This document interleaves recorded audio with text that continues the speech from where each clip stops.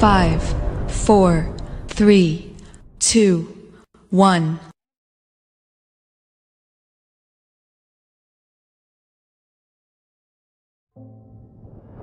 You are braver than you believe, you are smarter than you seem, and stronger than you think.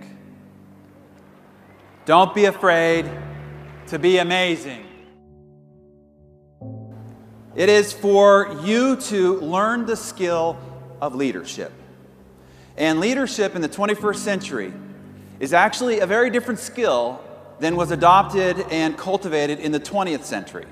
And if you don't change and you don't adapt and you don't evolve, your ability to become a champion in this organization will be very, very limited. Learn this skill and you can rise faster than you ever imagined possible. So what I want to do is tell you, as publisher of Success Magazine, we are constantly purveying the landscape, trying to look out ahead for you, to figure out where the economy, where the marketplace, where the opportunities are out in front of us, because our job is to empower and equip entrepreneurs with the resources, tools, insight, and information they need to go out and build successful organizations and create abundant, prosperity-based lives. So as we look out over the horizon of the 21st century, I have both good news and bad news. So we are constantly surrounded with the negative information of how the economy is bad, how our government systems are corrupt, how gossip and scandal is pervading every area of our culture and society. And the reality is that a lot of these are statistically true, because here's what's happening to many families out there in today's economy. We have a 7.8% unemployment rate, and if you calculate those the way that they did during the Depression era, the statistics are similar to what it was during the Depression. That means that 12.3 million families right now are without an income, without a way to support themselves financially. Now, if you dig a little deeper into these statistics, long-term unemployment, that means that people who've been without an income for 27 months, over 2 years, without a financial income to support their family, means that these people are desperate. There's 4.7 million families just in the United States in that condition. Looking a little deeper here, this also means that there are 2.4 what are called marginally attached. They don't put those in the actual unemployment statistic because these people wanted a job and they looked in the past 12 months, but they haven't looked in the last 4 weeks, so they don't really want a job. Let's not put them in the unemployment statistic. 2.4 million families have become so discouraged they haven't looked in the last month.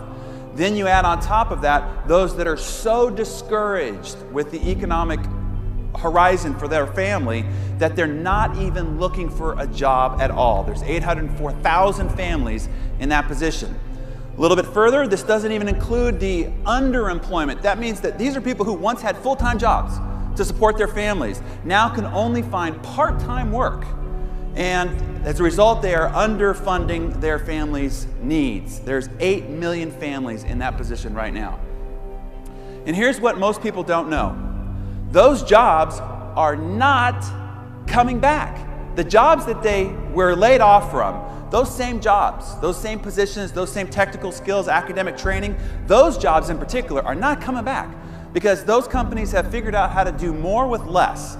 They've outsourced overseas and they've rehired their employees as contract workers to avoid a lot of the other government issues going on with healthcare and the rest of it. So that's the bad news.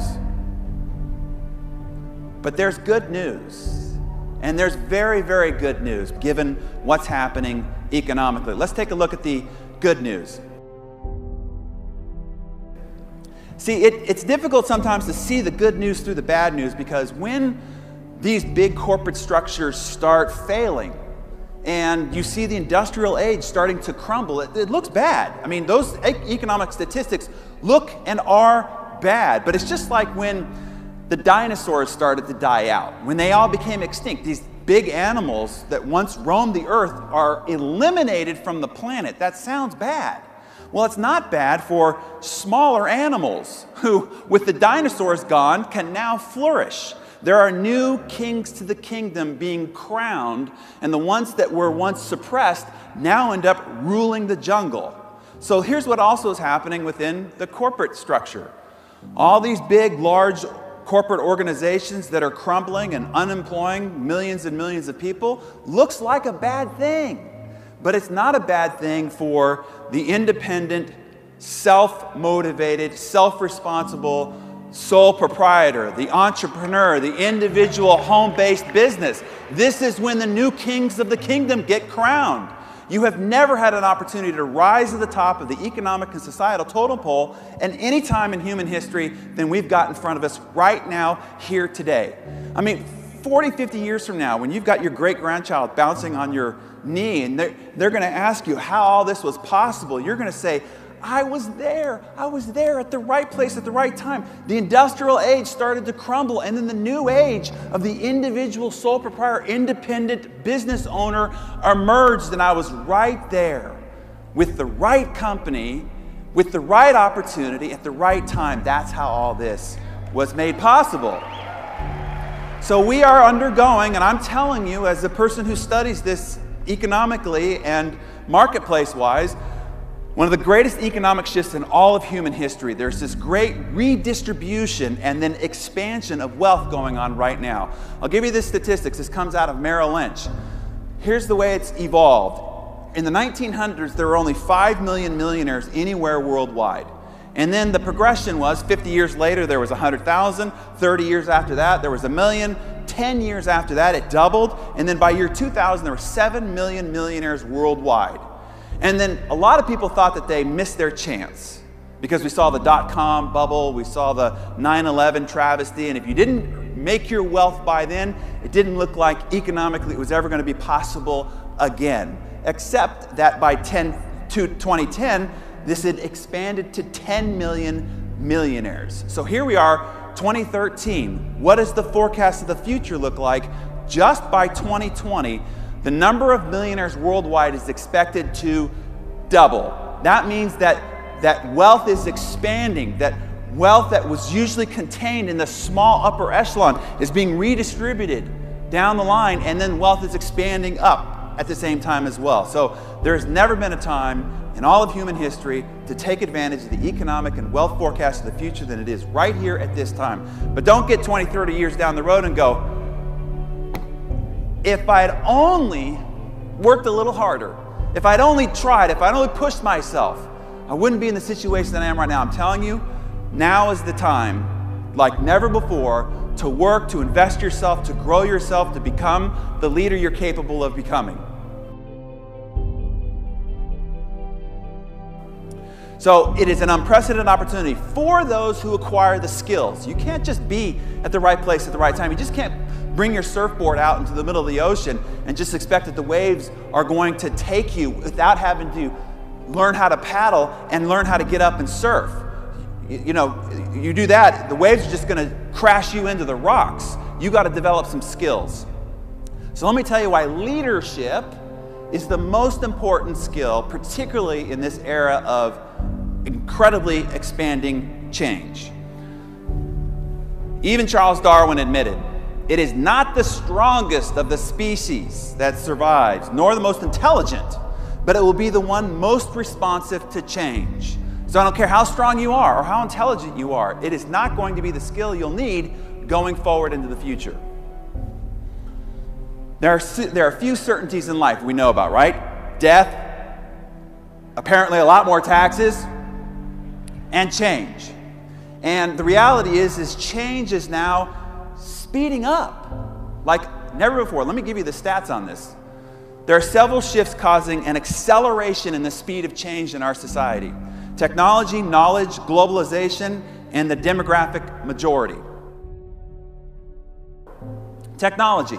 This comes out of Raymond Kurzweil's essay, The Law of Accelerating Returns, where he says that in the 21st century, we will not experience 100 years of change like it has been for the previous centuries. We will experience not 100 years of change, but 20,000 years of change. In other words, 10x the number of change that we've seen in all of calendared history. Then we take a look at knowledge. Statistically, it's known that by 1990, it took 150 years to double all of human knowledge.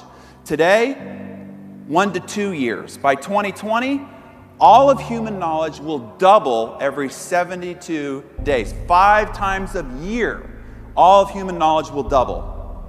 Globalization. Competition for talent, resources, attention, and sales are no longer local. You're not competing with the business down the street or the other member of your chamber of commerce. Today, you are competing on a global scale. You can't just learn to be a leader in your community, in your neighborhood, in your state, in your region, in your country. You've got to learn how to be a global leader if you want to take advantage of the economic forecast of the future.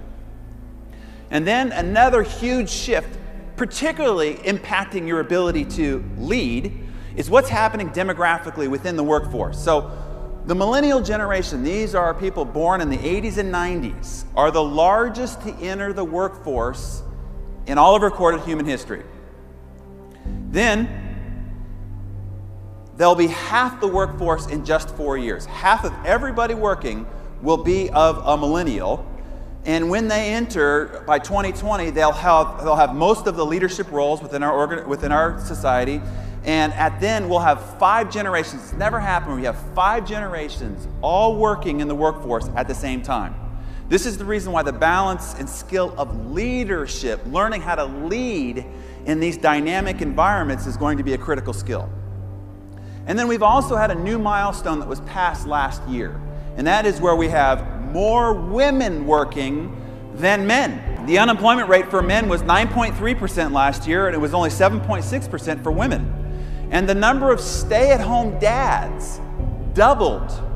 That means that the stay-at-home dads, yeah, woo! That means that 1 out of every family that has a parent at home, it's the father, and the mother is out driving the economic engine. So if you're going to develop this skill of a 21st century leader that is going to be able to lead in these dynamic and ever fast-changing times, let's talk about what it's going to take to build you as a 21st century leader. So there are a few things that we need to focus on here this morning in a very short period of time. What are the attributes of a 21st century leader? And how do they compare and contrast to what you're used to in the 20th century?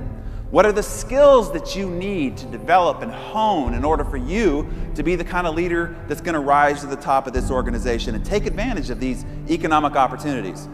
How do you develop a team as a leader? What are the dynamics of team development? And then lastly, how do you measure success? Because the measurement of success for today's leader is very different than it was for the leader of yesteryear.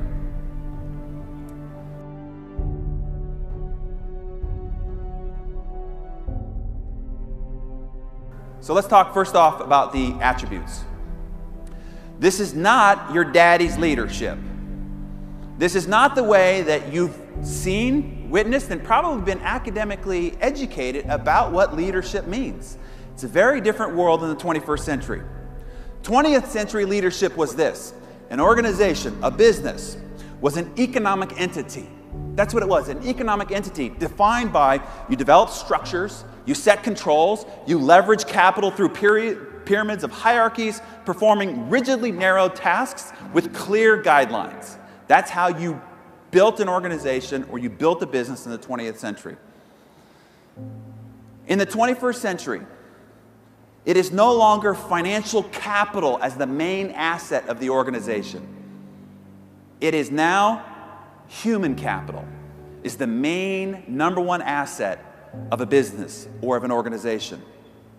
It is no longer economic competence. You don't need to come in with your MBA or your degree in finance to be a CEO or to run a large organization. Financial competence is not the #1 intelligent factor. It is instead emotional intelligence. It is no longer control about how you manage and run an organization. Today, it is more about how you collaborate. It is no longer about hierarchies, setting in management structures in order to run a large organization. Instead, it is leading through networks. As you can see, very different skill sets, attributes, and competencies, which is also the reason why you might recruit somebody that comes out of corporate America who is very successful, running large organizations, running large businesses, very intelligent, very capable, very skilled, and they come into this business and they fail miserably because they're bringing 20th century leadership into a very 21st century business model. So it is no longer aligning an organization through structures and spreadsheets. Rather, it is aligning an organization around meaning and purpose, identifying your reason why, identifying the reason why of the people that you want to empower to be successful. And it is no longer technical or financial expertise. It is now emotional and relational aptitude. And it's no longer about developing followers. It used to be leadership is to go and develop disciples, develop followers. Today, 21st century leaders are about developing other leaders that can adapt quickly to all these dynamically changing times. Your competitive advantage, how fast you will rise to senior vice president, how fast you will become a circle of champion, is all predicated on this one factor. How fast can you grow and develop leaders?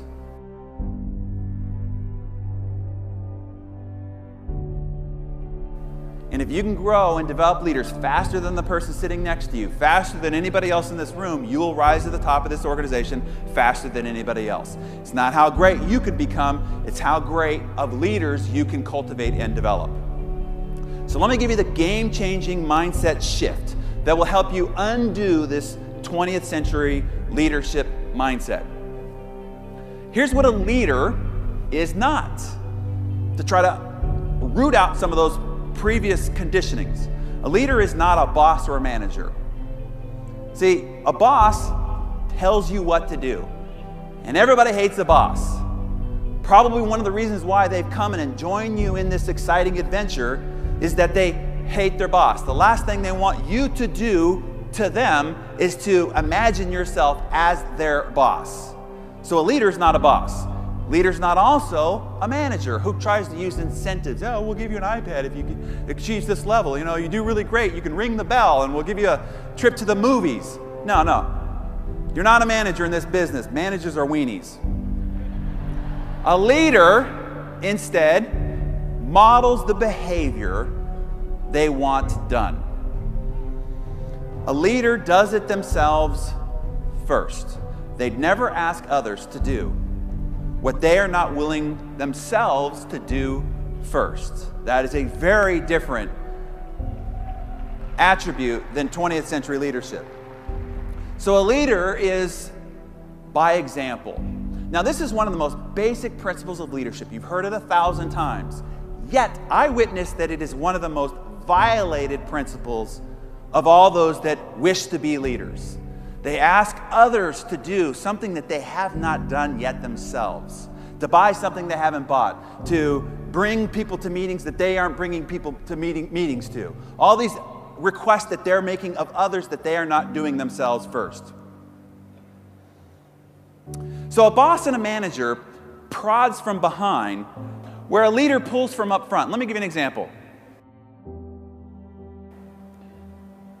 So Dwight D. Eisenhower is with his generals during World War II when they were planning D-Day and the attack on Normandy and the whole bit. And he was frustrated with his generals. And he was like, let me tell you how to lead. How do you lead an army? And he took out a piece of string and he says, an army's like this piece of string here. He says, if you try to lead it from behind, you try to push it from behind, it will buckle up on itself and it will not advance. He said, in order to lead an army, you have to lead it from the front and pull it forward, and then they will line up in unison. Same thing when it comes to leading your organization. You don't push it from behind, you lead it from up front. Leaders step out front. If you're going to lead, you have to be first. You have to press forward into new territories, break new ground, cut the path. A boss and a manager divide and delegate responsibility, whereas a leader takes responsibility. A boss and a manager says, you go. Hey, you go out and do it. You know, you go out and talk to people. You go out and prospect. You go out and get people on the conference call. You go out and bring people to the meeting. A leader says, let's go. Leaders do what's scary. Leaders do what others are not. When people are scared, when they're confused, when they've lost hope, that's when leaders take the helm and carry everyone forward. Leaders set the pace. The speed of the leader is the speed of the pack. See, here's the deal. People do not go as fast as they can. They don't work as hard as they can.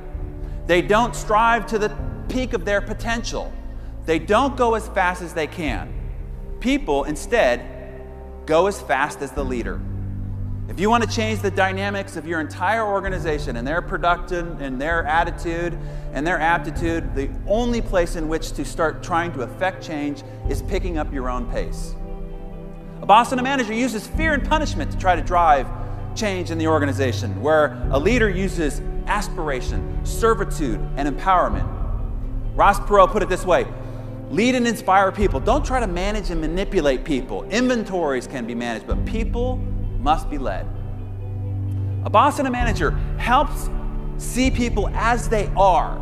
This is where you're at. Let's take an assessment. Let's do a 360 review of where you're at. Where a leader helps people see themselves better than they are. Brian Tracy put it this way: leadership is the ability to get extraordinary achievement from ordinary people. You're going to recruit a lot of very ordinary people into your organization who can end up becoming extraordinary leaders, who could rise to the top ranks of this organization if you, the leader, see the extraordinary potential in what is seemingly an ordinary person. It is easy to be a boss and a manager. You can go to school and learn how to be a boss and a manager, but it takes real skill and character to be a leader, and you can't learn it in school.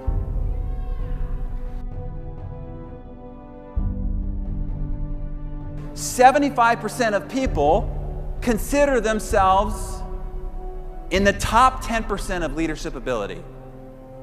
Do you see anything wrong with that math? So, people's perception, their distortion field, imagine that they're great leaders, but yet, for the most part, might not necessarily be. So let's talk about developing the right type of leadership mindset. Or put it this way: only one man in 1,000 is a leader of men, and the other 999 follow women, according to Groucho Marx. So your personal leadership ability is the #1 constraint to what you can achieve in the 21st century. If you want to take advantage of these economic times, of the wealth proliferation going on right at our feet in this moment, this is the #1 skill in which to develop. And you have 100% reality. As soon as you step into the role of leadership, as soon as you enroll your first person and now you are their leader, here's the deal. Here's what you signed up for. You own 100% responsibility for the outcome of your organization. It's just like this. Like it or not, what happens when a company gets in trouble? When a large company gets in trouble, what do they want to do to try to fix it? They want to fire the CEO. What happens when a team, a professional football or basketball team, starts losing? What do they want to do? Fire the head coach, exactly. What happens when a country's not doing well? I mean, you got a Senate and Congress, you got all these people involved in the process, but a country stops doing well, what do they want to do? They want to oust the president, because here's the deal. Leadership does own 100% responsibility.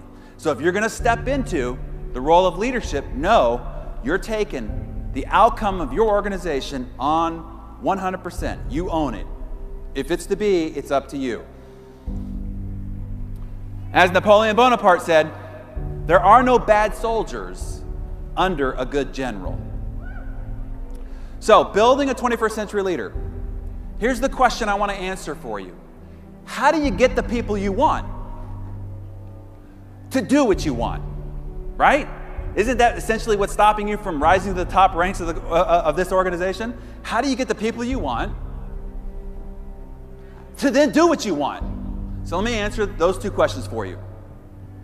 To do that, you need to pose two questions to yourself. Here's what they are. Number one, what attributes do you want in somebody that you enroll into your organization? What kind of character, what kind of attributes? If you could build the perfect, give me a couple of examples. Motivated, persistent, disciplined, integrity, committed, strong work ethic, humility. Okay, here's what I want you to do. I want you to make a laundry list of all the things that you want in the person. Because here's the deal. If you don't know what it is that you want, you won't know what to go out into the world looking for. So I want you to write down, just do a brain dump on a piece of paper, all the attributes you want in the perfect, and then I want you to roll them up into the top 12. If you could design your perfect recruit, these are the top 12 attributes that I would want them to have. Get really clear about this. This would be one of the greatest recruiting advances that you could have if you get clear about the attributes that you're looking for. That's question number one. Then question number two, and an even more important question is, do you have and demonstrate those very attributes? Are you committed? Are you disciplined? Do you have work ethic? Are you humble? Do you have integrity? Do you demonstrate passion in your everyday communications? So what you do is you take this sheet, and then based on the attributes of what it is that you want, to the right, grade yourself on a scale of 1 to 10 of where you're at on each of those attributes. And so if you want a personal development plan, if you want to become a greater recruiter, which means one that attracts birds of a feather, then for you to attract people of those attributes, you need to become a person of those attributes. So you'll know exactly where to go to work on you so that you can be the kind of leader that you want in your own organization. So the key question for you ultimately comes down to this. If you had a chance to sign up all over again, and you could pick anybody in this room to be your sponsor, anybody, of the tens of thousands of people in here, you could sign up with anybody. Would it be somebody on this front row? Would it be somebody, within the crowd that you've met that you really admire? The answer to the question needs to be, would you want to be sponsored by you? Because if the answer is, well, maybe not, then we have identified your leadership problem, because nobody else wants to be either. So until you figure out what it would take for you to pick you to be sponsored by, then you will develop the kind of person necessary to attract people just of that type of quality.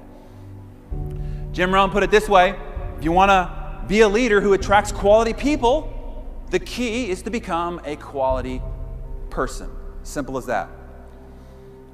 John Quincy Adams, one of the forefathers of all that we've got here, said, if your actions inspire others to dream more, to learn more, to do more, and to become more, you are a leader.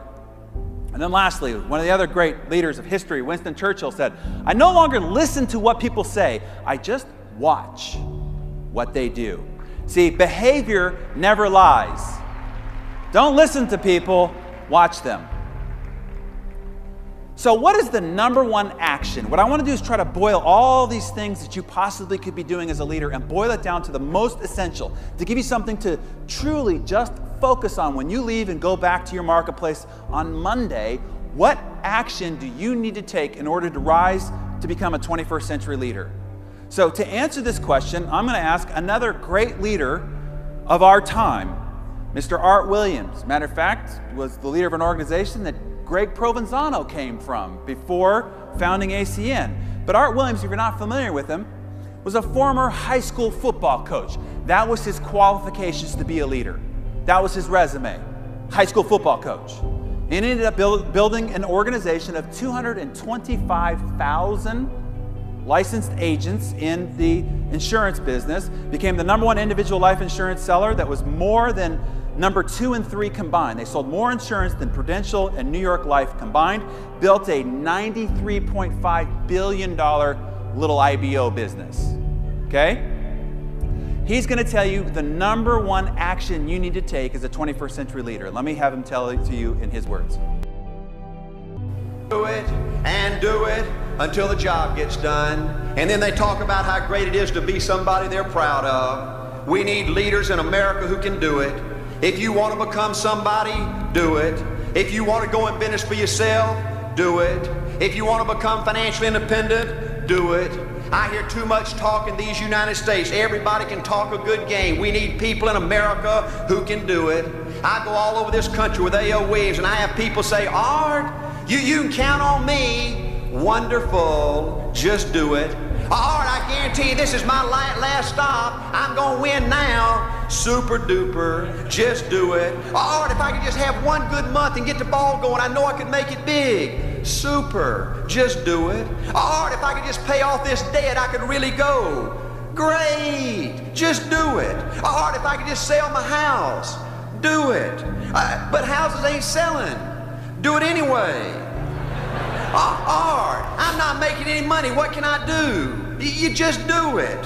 Do what, Art? You do it, and do it, and do it. Art, I guarantee I'm gonna win this contest. Super duper. Just do it. Art, I'm over the hump now. Watch my smoke. Great. Just do it. Art, I want to make it so bad I can taste it. What I do? You just do it. Art, I'm a vice president now. Can I quit doing it? No. Art, I don't know if I can keep on keeping on. I'm really hurting what I do. You just do it. Do what, Art? You do it, and do it, and do it. Art, all my life I wanted to be somebody important. Well, what do it then? Art, I'm going to save money so I don't have to go through this again. Great. Just do it. Art, I don't feel like I've had enough training. What I do? You just do it. Art, my manager don't give me no help. What I do? You just do it. Art, you don't understand. I was Mr. Everything at my former company. You don't mean I have to start off down at the bottom and do it, do you? Yep, you really got to do it. Art, what's the primary difference between winners and losers? The winners do it. They do it, and do it, and do it, and do it until the job gets done. And then they talk about how great it is to finally have achieved something unique, and how glad they are that they didn't quit like everybody else, and how wonderful it is to finally be somebody they're proud of and make a difference with their life. Thank you.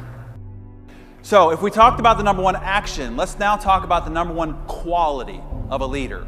What is the number one quality of a 21st century leader? So we could boil it down to one thing for you to focus on. Here's what it is. Confidence.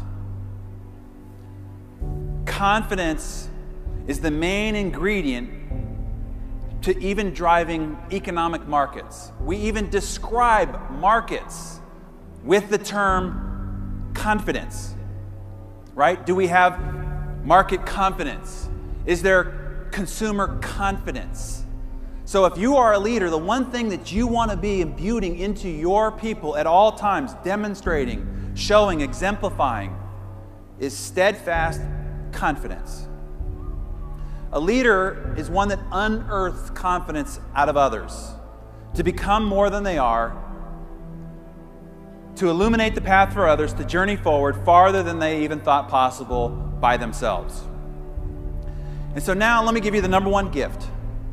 The number one gift of a leader that can go around giving to those people that you are ultimately going to cultivate in your organization. If there's one thing when you're talking to somebody on the phone, when they come into your meeting, you're talking to them in the hallway, you know, you're taking them out to lunch, you're on a three-way call. If there's one gift that you can give them at every turn, this is the one gift, and that gift is hope. What people want from their leaders is hope. A hope of a better tomorrow, a hope that it's possible, a hope that they can do it, a hope that you believe in them. As a matter of fact, the leader of our country right now based his entire campaign on this single word, hope. Why? Because that's the one thing people want from their leaders, is a sense of hope that tomorrow is a better day than today. So at every turn, in every conversation, in every interaction with your people, the one thing you always want to instill is hope. Napoleon Bonaparte put it this way: a leader is a dealer of hope. That's all they do, is they go around and dispense hope to all the people around them at every turn. So now let's talk about building the skills, chiseling you out of the granite so that you could become the David of a great leader amongst your community, amongst your state, amongst your country, amongst your tens of thousands of organization-wide. What are the important skills to develop? Number one is recruiting and enrolling. The number one job of any leader is to go and recruit the best people to be on your team. Because it comes down to this. Businesses are not products or inventories or transactions or P&L statements or balance sheets and bank balances. Businesses are simply people. People helping people. Inside of any blue chip company, inside of any great brand, all there is inside there are just people who have the same fears, hopes, desires, dreams, are scared of, worried about the same things the rest of us are. Serving other people who have the same hopes, dreams, desires, scared and worried about the same things that we are. It is just people serving people. And it comes down to this. The best businesses in the world have the best people. Period. That's how it happens. How do you develop the best organization in the world? You go and get the best people. How do you develop the world championship team? You go and you get the best people. It starts with getting the best people.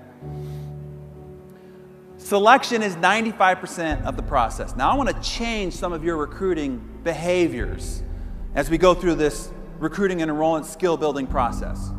Selection is 95% of the process, part of the process. One great person can outperform 3 good people. And in this type of a business, one great person can outperform leagues of good people. You find one of these great people here and they will change the dynamics of your organization forever. One great person. The single most important thing you need to do is to pick the right people and then keep them. There's nothing more important than this in the role of leadership. Here's how to save you tons of headache and heartache. Great people are not trained. They are found. I remember I had lunch with the chairman of Marriott, and I stayed in one of his hotel properties, and we met down in the restaurant. And when I got there for lunch, I asked him, I said, man, how do you train your people to be so friendly? I mean, everybody that I came in contact with, no matter whether it's the front desk staff or the janitorial staff, they were so friendly. He says, we don't train our people to be friendly, we just hire friendly people. And I thought, wow. You don't train your people to be disciplined. You don't train your people to be hardworking. You don't train your people to be passionate. You don't train your people to be committed. You just go out and find committed people, passionate people, disciplined people, hardworking people. That, my friends, will save you tons of headache and heartache. You can't make chicken salad out of chicken, right? No. Much faster way in order for you to build a dynamic organization is go out and find dynamic people. Here's what people are looking for. So if you're out there thinking, what do they want? How can I attract them here so that they see a better hope for their future right here with us? Here's what people are out looking for. And it's very different than probably what it is that you're out promoting. And this comes from Brad Smarts, who wrote the book Top Grading. This is what people are looking for in a professional business environment. Number one, they're looking to work with great people. The reason why people are attracted to work for Apple, work for Google, work for Facebook, some of these other dynamic companies, because they want to go and work with other really great people. People is the number one attracting force for why somebody joins one organization over another. And the great asset that you guys have in this organization right here is you have amazing, top talented, passionate, incredible people. Not only at the top of your organization with our founders and their incredible management team. I'm talking about right here in the audience. You have amazing people. And what people want to do is they want to be around other great people. That should be the number one part of your recruiting script. You could be a part of a group of people that are amazing, that are great, that are going for it, that are doing amazing things in the world. You could join us and do this great work together. That's number one, is people. Number two is challenge. They want to do something exciting. They want to think, they want to go on a journey. They want to be part of an adventure. They want to be part of a mission, something that's important. People are looking for a challenge. That's number two. Number three, they're looking for an opportunity. There are too many jobs out there where there's nowhere to go. Once they join the organization, that's it. They want to know that there's an upside, that the stage is available. If they work hard enough and stay committed, they can too be here. That's number 3. Number 4 is growth. They're looking for personal growth. Who am I going to become? As I get up and go and do this every day, do I like who I am? Who am I becoming? Do I feel like I can grow here? That's number 4. And number 5, this is after tens of thousands of people have been researched and studied. Number 5, what they want is money. But it's 5th on the list of 5 things that they're looking for. So the question I ask you is, how does your recruiting script read? Is it maybe backwards? Are you going out there talking about the money that could be made here? This supplement to the part-time income? Or, what great financial freedom is available here? Because if you are appealing to the least interest aspect of what people are looking for. Instead, talk about the amazing people. Talk about the great challenge, the great cause, the great adventure that you have here, the great opportunity for an upside to become somebody, to stand up here and be arm in arm with the circle of champions. Rearrange your recruiting script. And this is what Steve Jobs says that he was looking for whenever he sat across the table from somebody else. He said, when I hire someone really senior, competence is the ante. In other words, look, you got to be intelligent. That's table stakes. They have to be really smart. But the real issue for me is, are they going to fall in love with Apple?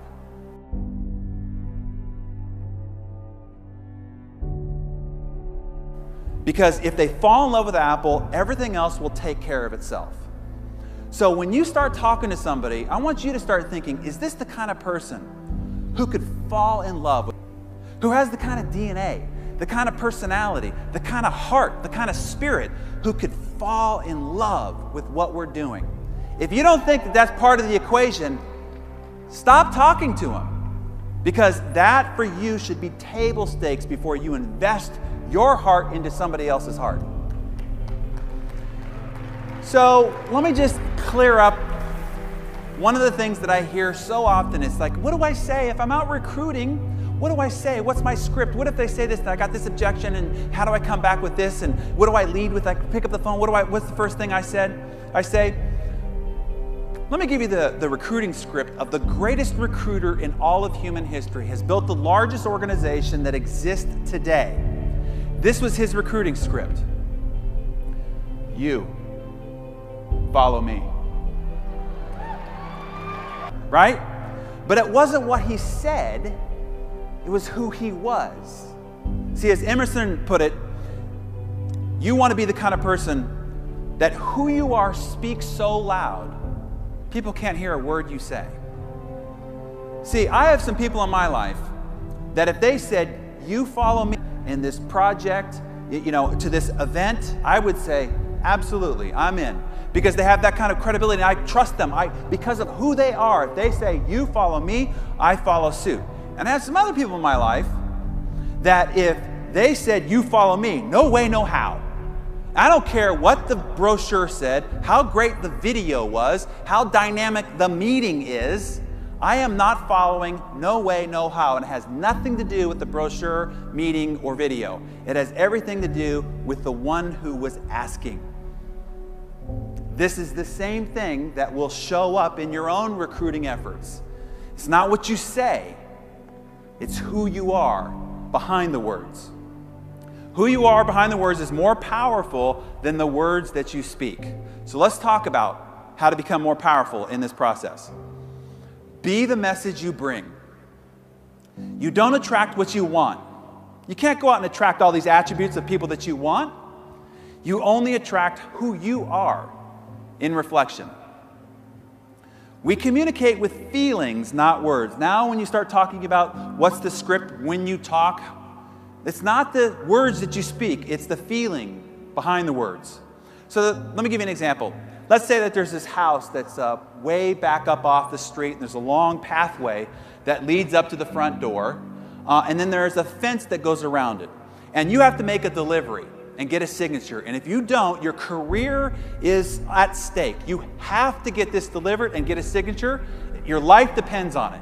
So you walk up to the gate, and on the gate is this big sign, "Beware of dog." And you can't see over the fence. Now you get a little nervous. So you open the gate, you peer your head in, it looks like the coast is clear. You get about 4 or 5 steps in, and then from over the left corner of the house, you see the head of a giant Rottweiler. And you freeze, and it starts charging at you. And you go booking it for the front gate, and it just nips your heel as you finally get your foot free from the gate. Now you're going, what am I going to do? I've got to get to the front door, but now there's this dog between me and the front door. Well, up comes this little girl with blonde pigtails, and she's licking a lollipop. And she goes in the same gate and goes skipping it up the walkway, and the dog is doing what? Licking her heels all the way up to the front door. Same vicious dog, very different outcome. Why? Because dogs, like humans, communicate with feelings. When you went in, you communicated fear, which meant danger, dog attacks. When the little girl went through the front gate, she communicated joy and cheer, and the dog responded accordingly by licking her heels all the way up to the front door. See, we too communicate with feelings. Have you ever been talking to somebody and you just know they're lying? I mean, everything they're saying sounds fine, but you just know they're lying, right? Because it doesn't have to do with what they're saying, it has to do with the communication of feeling that is being transferred. So we can communicate with feelings, not words. You cannot convince somebody of something you are not convinced of yourself first. You cannot sell something you have not bought wholeheartedly yourself first. I mean, for crying out loud, why would you try to sell something you're not even buying? Because you will communicate that feeling. And unless you fully bought in that this is what you're doing, you're staking your claim, you're building your future on the rock, until you have that conviction, you will not be able to convey that conviction, that hope and promise to somebody else. So you fully first need to buy it wholeheartedly. Then you could come from the position of being able to communicate that authentically. So what is the most attractive feeling that you could cultivate up inside yourself? And I will say that it is, in fact, passion. This feeling of passion. Now, I'm not talking about exuberant, crazy enthusiasm. No, I'm talking about this confident sense of passion, this fortitude that this is what you are doing, this is who you are, this is where you're building your future. Passion. So let me tell it to you how Jim Rohn taught it to me. He said, you know, words are like a little straight pin. You know those little straight pins in a men's dress shirt? You know, it's pinned together by all these little straight pins. You know, it's about this big. He says you could take a little straight pin, and if somebody's standing about 3 or 4 feet away from you, you could throw that straight pin, and it'll bounce off their cheek, and they'll feel it, but it won't really affect them. Those are what words are like. He said, now I could take that little straight pin, and I could wire it to an iron bar. Now I could take that straight pin, and I could drive it through your heart. The iron bar is the emotion you put behind the words. When you put the proper emotion behind the words, now you can drive the message of what you're trying to communicate through someone's heart. So the words are the straight pin. The emotion is the iron bar. So let me give you some recruiting, game-changing mindset shifts here so that you could become a better recruiter in your own path forward. Turn this 4-letter word of sell. Change this word from sell to help. When I was in real estate back in the early 20s, my early 20s, not the early 20s. Did I tell you about this face cream? I remember I sat down with one of my mentors, and we're talking about how I was trying to build my business and trying to create more sales. And he says, well, let me see the list of people that you're talking to. And so I brought out my prospect list, and my prospect list at the top said hit list. And he says, well, I can tell you what your problem is right now. I said, what? He says, hit list? Who in the heck wants to be your next hit? if you're going down this list thinking that this is your next hit, you're obviously going to be pushing people away from you. Instead, cross that out and write, these are the families that I will impact next. And he said, before you call them, I want you to imagine that family. This family wants to buy a new home. They want to raise their family in a safe environment where there's great schools. They want to get out of this cramped environment and upgrade to a new home where they can get their children into better schools, where they can grow their family in a comfortable environment. I want you to think about their fears, their hopes, what they're worried about, what they're scared of, and then pick up the phone and call them and talk to them about your services. Think of how you can help people, not how you can sell people. And when you change that mindset, I'm telling you, people will be much more responsive to your message when they genuinely feel that you're trying to help them, not trying to sell them. Focus on what you can do for them versus what they can do for you, and they will do almost anything for you. When people get a genuine understanding that you're there to help them, they will open up the door to their lives wide open for you. Famously, Zig Ziglar, the great late Zig Ziglar, put it this way: you can have everything in life that you want if you will just help enough other people get what they want. Instead of just hearing that as a motivational term, make it a mantra of your behavior in the marketplace. If you could just help enough other people get what they want, you don't have to worry about success. You'll get all that you want yourself. Turn this word of get. What can I get? What can I get from somebody else? To give. What can I give to someone else? So whatever it is that you want, I want you to figure out how you can give that to somebody else. Do you want more strength? Then help somebody else find their strength. Do you want more courage? Do you feel like in order to go and talk to more people or to be a better leader, you need to bolster your courage? The best way for you to bolster your courage is to go encourage someone else. If you feel like you want more confidence, go help somebody else find their confidence. If you want more love, go give love to somebody else. If you want greater belief in yourself, help somebody else find greater belief in themselves. If you want more hope for your future, go help somebody else have hope for their future. Whatever it is that you want in life, figure out whatever your goals are, and then go figure out how you can go help somebody else find those things for themselves. And then turn communicate to connect. See, in this world of technology, we're communicating all the time, but that is very different than connecting. Tweeting and Facebooking and emailing, that is not connecting. That is simply just communicating. Hey, it has its purpose, but do not mistake that for connection. And you will need connection to recruit. You will need connection to lead, not communication. It requires face-to-face, heart-to-heart. The reality is, it only takes about a dozen or two relationships for you to find yourself at the highest levels of our society. You can ask Warren Buffett, Bill Gates, Richard Branson, or Oprah Winfrey. Their whole success path has probably come down to about a dozen or two very important relationships. Figure out your dozen or two very important relationships and don't communicate with them.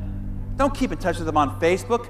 Connect with them. Face-to-face, heart-to-heart. That's where human beings get it done. So now that we talked about recruiting, let's talk about sorting and upgrading people to positions of leadership. Here's one of the biggest mistakes you'll make as a leader. Let me prevent this for you right now. Some of you probably have made this mistake up to this point. Let me help prevent it going forward. Working with the unwilling. Wanting it for others more than they want it for themselves. Huge mistake. Grandiose waste of time, energy, love, and passion placed into the wrong place. Care about those that care. If you read my book, The Compound Effect, the dedication that I wrote to Jim Rohn was this one thing that he taught me, which was talk about things that matter to people who care. Don't talk about things that matter to people who don't care. And don't talk to people who care about things that don't matter. Talk about things that matter to people who care. As Jim Rohn put it, he said, you must learn to work with those who deserve it, not just those that need it. Life responds to deserve, not need. You all heard of the 80-20 rule, right? 20 people do 80% of the production. Well, in an organization like this, it ain't 80-20. It's more like 95-5. And I'm being generous. 5% do 95% of the production. So I'm telling you, you as a leader, you only work with the 5%. Oh, but how do you manage an organization of 100%? Let me give you the secret. By the way, I've done what you're in the business of doing. I've built an organization in a business like this to 100,000 representatives. I know what the dynamic difficulties are in trying to lead an organization like this, and the pulls on your time and attention, and all the people who want you to work with them and want to take your time and energy. So let me show you how to separate this factor. How do you do it? You work with the top 5% of your producers one-on-one. Mano-a-mano, face-to-face, heart-to-heart. You invest in the cultivation and the development of their talent more and more and more. And then you work with the 95% in group. So if somebody's a member of the 95%, they come to you with a question, say, that's a great question, why don't you join the conference call and we'll address that issue on the conference call. Hey, you want to work, how do you work with that? Hey, go to the Saturday training. We're going to be talking about that thing at the Saturday training. You don't spend your precious time as a leader with the 95%. You spend your precious time with the 5%. Now, I'm not talking about 5% of society. I'm talking about the top 5% of those who are committed, those who are passionate, those that are interested, those that are doing the things necessary to become successful, those that have invested in their commitment. Jim Rohn put it this way: leaders must understand that some people will inevitably sell out to the evil side. Don't waste your time on wondering why. Spend your time discovering who. And then separate your time accordingly. Scare away the weak. Not everybody who comes in should stay. Scare away the weak. And what I mean by the weak, I'm talking about those with weak commitment, with weak discipline, with weak passion, with weak heart for what it is that you're doing here. When anybody would come in my organization, a brand new personal recruit, once they sign up, I would say, why would I want to work with you?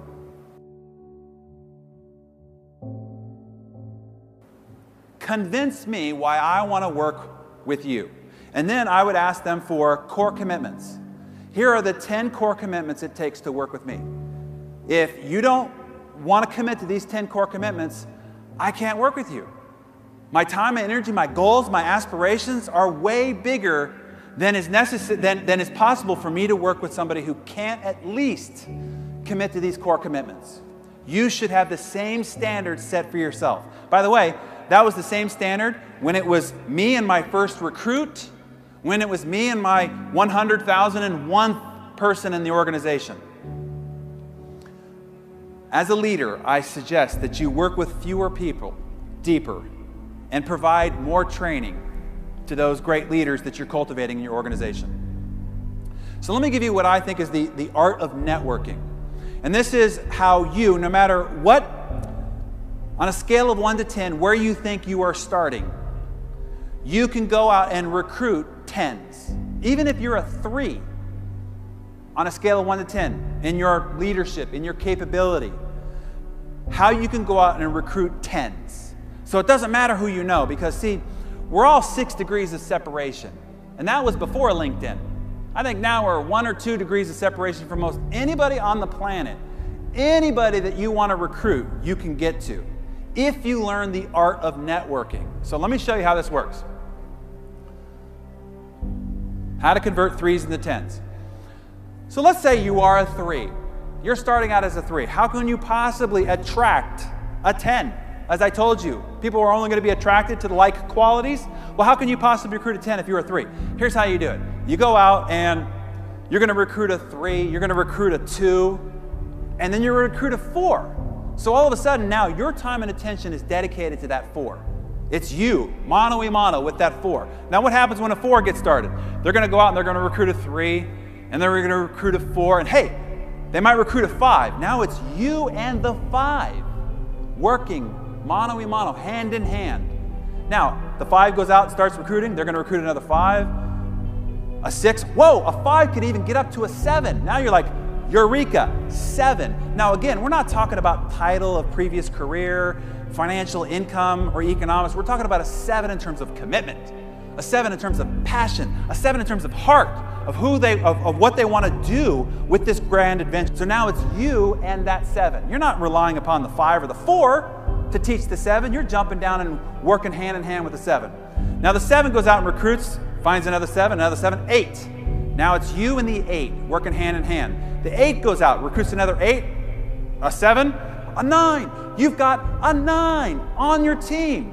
You do not rely on everybody in between you to go and work with the 9. You jump down, shoulder to shoulder, arm in arm, and work with the 9. And now a 9 will recruit another 9, 10. You now have a 10 front line on that team that you work with personally. Now, it only takes 2, 3, 4, 5 of these for you to become supremely successful.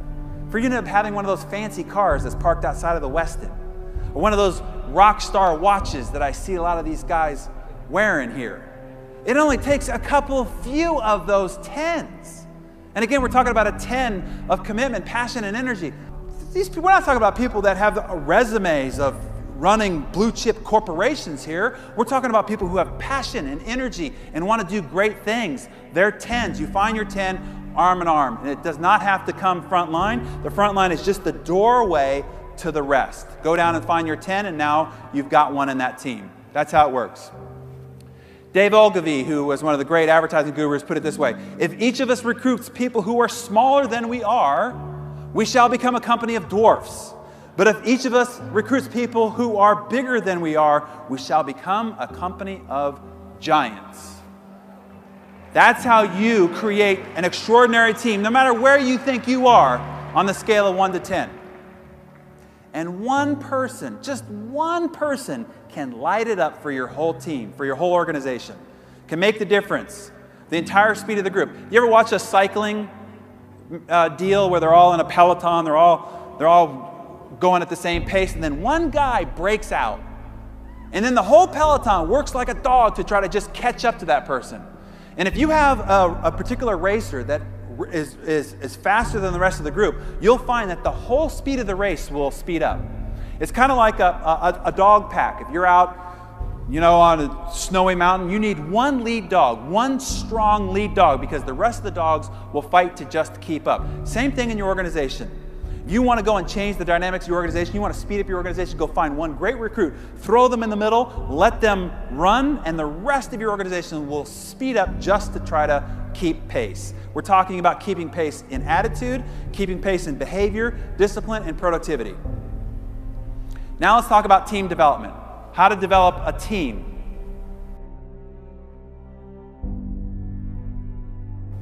Jack Welch put it this way: before you're a leader, success is all about growing yourself. When you become a leader, success is all about growing others. How do you grow others? Here's where it starts. It starts with you. So there's a famous story where a mother took her child to go see Gandhi and said, "Gandhi, will you please tell my child to stop eating sweets? It's killing him. Stop eating sweets." And Gandhi says, "Come back in 6 months." Mother's confused. 6 months go back. She brings her child back in front of Gandhi. Says, "Gandhi, will you please tell him to stop eating sweets?" Gandhi says to the child, "My son, stop eating sweets." And she says, "Well, why did it take 6 months for you to say that?" She says, "Because 6 months ago, I was eating sweets." It starts with you. The development of leadership starts with you. Take the team that you've got, and evaluate them on the scale of 1 to 10 with all the attributes that you want as your organization. If you want to figure out how you can help your people, don't just go on, "How can I help you? I'm here. I'm available for a 3-way call anytime you want. When you want to talk to somebody, I'm here to help you. How can I help you?" That's not helpful. Figure out what they need from a development standpoint that will help them become a greater leader. Well, you've decided what the attributes that you want as part of your organization. Now rate them on a scale of 1 to 10 on each of those attributes. Where they are weak, you know exactly where to go to help them. Raise them to 10s on all those attributes, and you will build great leaders. So let me give you some development game-changing mindset shift for you here. Turn tell into show. Don't tell people what to do. Don't tell them how to behave or what kind of discipline or how hard to work. Show them instead. Don't tell people to have guests at the meeting. Show up with your own guests at the meeting. Don't tell people to have people on the conference call. Show up with your new people to the conference call. Do not tell people to make three-way calls. Do three-way calls. One of the best three-way calls you could do is to take your brand new recruit and then somebody else you're trying to recruit and three-way in your brand new recruit and say, hey, you just saw this. You just decided to get involved. Why did you decide to get involved? Tell this other person who's thinking about the same thing. And the greatest thing that will come out of that is your new recruit will have been trained how to do exactly what it is you want them to do by doing it yourself first. Do not tell people to be positive, to work hard. Show them how positive you are. Show them how hard you're working. Demonstrate that which you want others to do. People do what they see, not what they hear. People do not want to hear a sermon, they want to see one instead. There are too many hypocrites in society. People are tired of hearing other people tell them what to do. They want authenticity. Do what you want others to do, be what you want others to be. And you should only teach what you believe. And you should not teach what you don't practice. This is one of the things that disturbs me about the personal development industry. There are a lot of people teaching people about things that they do not practice themselves. If I'm not doing any one of these attributes, I cannot stand up here and talk to you about it. I can't talk to you about your good health. I can't talk to you about your good relationships if I'm not stewarding those very same traits and attributes myself. Do not teach others what you're not practicing yourself either. Because it is monkey see, monkey do. Your actions, responses, behaviors, and attributes are always training people around you. Here's the one image that I want you to get in your head. You are always on stage. As you sit there right now, you're on stage. People are watching how closely you're paying attention. Are you on your phone? Are you taking notes? You're on stage. When you walk down that hallway, you're on stage. When you're having lunch with others, you're on stage. People are watching you. Your organization will model your behavior. So, where they're looking for clues is what they see, not what you go around telling them that they need to do. Turn talk into listen. Stop talking. As a leader, stop talking and start listening. As Richard Branson said, if you are a good leader, you are a good listener. That's what he said. That was fast. Make fewer statements and ask more questions. Instead of telling, start asking. Here's how it works. You want to draw people out. Your job is to find the hopes, dreams, and desires of your people and then help them. Don't talk about your goals, your ambitions, your aspirations, what you're going to do, how you're going to do this for your family. Find out what their goals and hopes are, what their dreams are. It might be very different. And if you want to find the core of their motivation, figure out what they want. And you're only going to figure that out by asking, shutting the mouth, opening the ears, and asking questions. Because the great core of their motivation lies when you discover their hopes, dreams, and promises. And whenever they're down and out, all you have to do is to remind them of just that thing. One of the great leaders passed away a year or two ago, great John Wooden. He says, I remain convinced that compassion, sincerely caring for your players and maintaining an active interest in their lives, concerns, and motivations is one of the most important qualities a coach or a leader can have. And when you get somebody started, let me give you another quick little tip to developing your team. When they first get started, load them up fast. Like, there's no time to just sort of sit around and think about this. Get yourself, ready to get ready. No. Load them up fast, because the speed in which they start will be the greatest indication to the pace they will take for the rest of their career. So you want to get people started really fast. And then create a culture of personal development. As Jack Welch says, the most important job you have is growing your people. Developing a culture of personal development is the ultimate competitive advantage. How do you do that? Set the pace. Integrate it into your communications And it comes down to this again. I started with this, and I want to remind you of this. Ultimate competitive advantage of your organization comes down to one single imperative. Your ability to grow and develop your leaders faster than your competition. Help people become great. Help people become great fathers, become great mothers, become great neighbors, become great members of the community. And you will have them become great people. And then lastly, recognize and reward.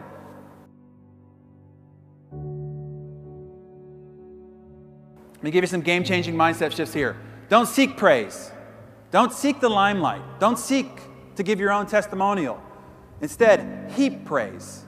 Mary Kay Ash put it this way: there's only one thing more powerful than sex and money, and that is praise and recognition. People work harder for praises than they do raises. What you appreciate appreciates. Key point here. There's perhaps no human need more neglected in the workplace than feeling valued. If you want to give them a place where they feel something different than they've ever felt anywhere else they've ever been, help them feel valued. Feeling important is as important as food. The need begins at birth and never goes away. The need for significance in our work is a manifestation of our inborn hunger for meaning in our lives. Help people find their meaning in their role here. I think this was also Mary Kay Ash. She said, people go around with a big giant sign that says, I need love.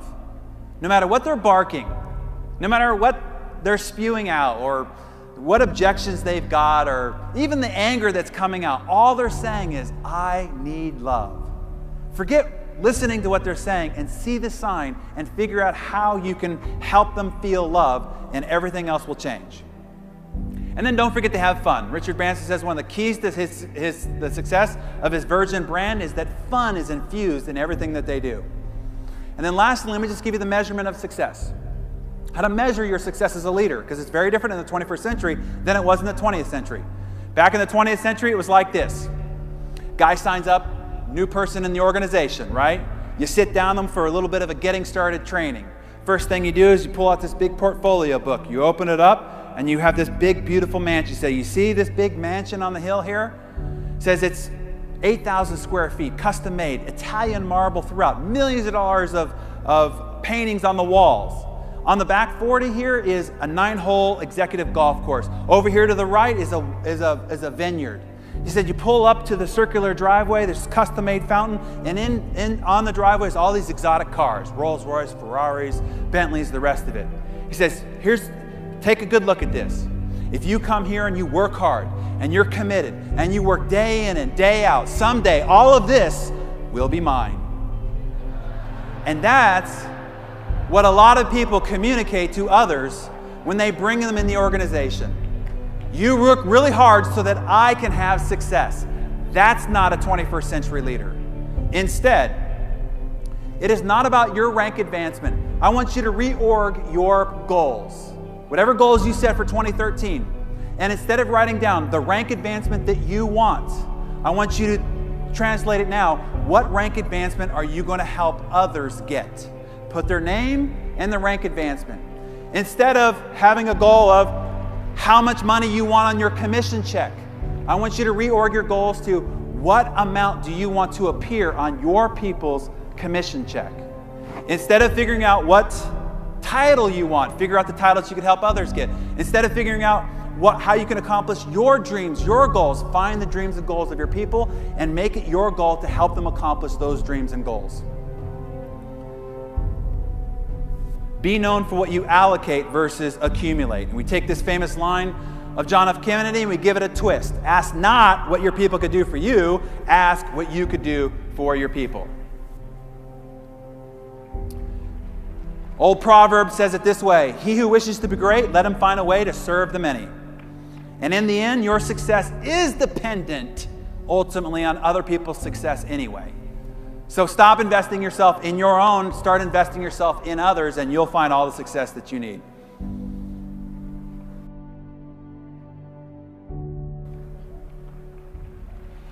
As a leader for the 21st century, consider that position a privilege to be able to lead other people's lives, lead them to a better future.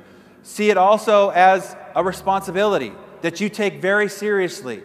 You are influencing the future of other people's families' lives. Take it very seriously. See it as an opportunity for soulful fulfillment, for you to do great work in the lives of others. And it gives you the highest reward. Yes, you will be given many riches for building an organization of success, but the greatest reward will be the soulful fulfillment that you get for helping other people improve their lives. And the ultimate test is the grade on your check will equal the number of lives that you've influenced.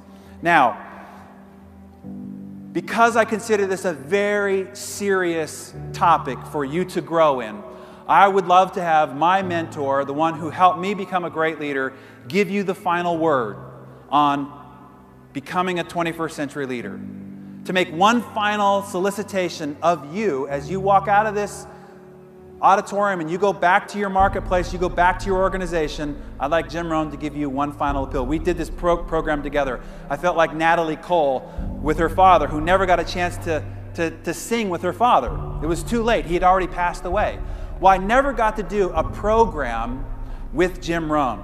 So what we did instead is we went through all his archival library. I wrote down every question I ever wanted to know from Jim on leadership, on wealth building, on communication, on persuasion, on being a great leader. And I asked those questions, and then we went through all of his lifetime of archival library, and then we found his answer, and we created this interactive dialogue, which is kind of like Natalie Cole singing with her father, singing Unforgettable. We now have this Lessons of a Lifetime program that Jim and I have put together that I think is extraordinary. And as I was going through some of the archival footage, this is one of the things that we're putting into Volume 3. We only have Volume 1 out. But it was so great, and it's what I would want Jim to tell you right now. So I'm going to let him tell it to you in his words.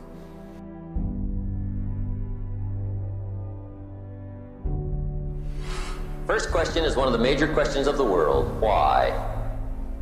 Why should you try? Why read that many books? Why go that far? Why earn that much? Why share that much? Why learn all that? Why get up that early? Why put yourself through that much? Why try for all that? Good question. Why? One of the best answers to why is the second question. Why not? What else are you going to do with your life? Why not see how many books you can read, how far you can go, how much you can earn, how many friends you can make, how much personality you can develop, influence you can have, how many things you can accomplish, how far you can go and what you can see? Why not? You got to stay here till you go. Why not? The third question is, why not you? Why not you? Some people have done the most incredible things with limited start. So as Jim asked of you, why not you? Let me give you some perspective. Only 12 people get on the cover of Success Magazine a year. Let me tell you how they started. Richard Branson started with dyslexia. Started with a student magazine rag, was a poor performer in school. Tony Hawk was actually diagnosed with severe hyperactivity as a child, was tested psychologically. Mehmet Oz was born to immigrant parents from Turkey in Cleveland, Ohio. Mark Cuban his grandparents were from Russia. He started out as a bartender, and he was fired from his first job as a salesman selling computer software, the job that he had before starting broadcast.com. Susie Orman was born in the south side of Chicago. Her mother was a secretary, her father was a chicken farmer. Steve Jobs was born to 2 university students who gave him up for adoption, to parents who never went to university. General Colin Powell was born in Harlem to 2 immigrant parents from Jamaica, who was a solid C student. Why not you? As Winnie the Pooh put it,